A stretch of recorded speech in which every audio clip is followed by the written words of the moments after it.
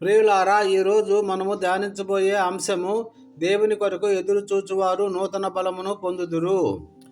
ప్రియులారా, మన జీవితంలో ఒక్కొక్కప్పుడు అలసిపోతూ ఉంటాం, నిరుత్సాహపడతాం, ముందుకు వెళ్ళే శక్తి లేదనిపిస్తుంది.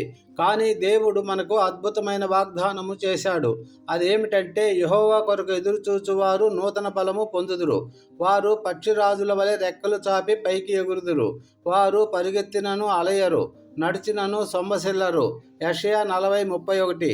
ఈరోజు ఈ గొప్ప వాగ్దానాన్ని ధ్యానిద్దాం.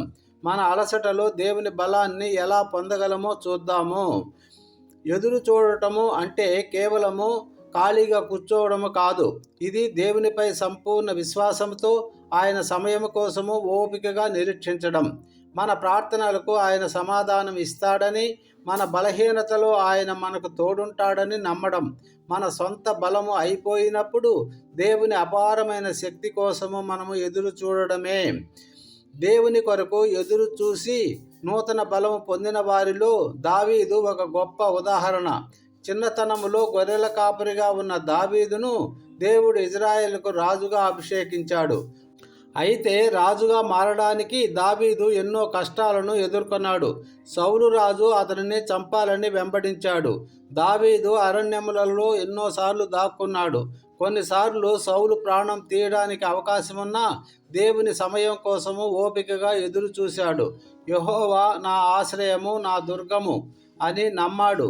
దావీదు సొంత బలముపై కాకుండా దేవునిపై ఆధారపడి ఎదురు చూశాడు. అందుకే దేవుడు అతనికి నూతన బలం ఇచ్చి, ప్రతి శత్రువుపై విజయం ఇచ్చి, చివరికి ఇజ్రాయేలుకు గొప్ప రాజుగా చేశాడు. ఒక చిన్న ఉపమానం, కొండపైకి ఎగిరే పక్షి. యెషయా 40:31లో వారు పక్షిరాజు వలె రెక్కలు చాపి పైకి ఎగురుదురు అని ఉంది కదా. పక్షిరాజులు చాలా శక్తివంతమైన పక్షులు. అవి పైకి ఎగరడానికి తమ రెక్కల బలముపై మాత్రమే ఆధారపడవు.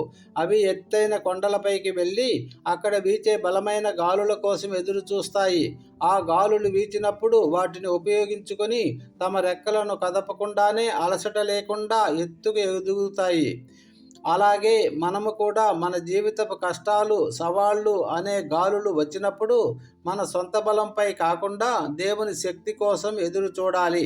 ఆయన మనకు నూతన బలం అనే గాలిని అందిస్తాడు. ఆ గాలి మనల్ని అలసట లేకుండా పైకి తీసుకువెళుతుంది. ప్రియమిత్రమా, ఈరోజు మీరు అలసిపోయి ఉన్నారా?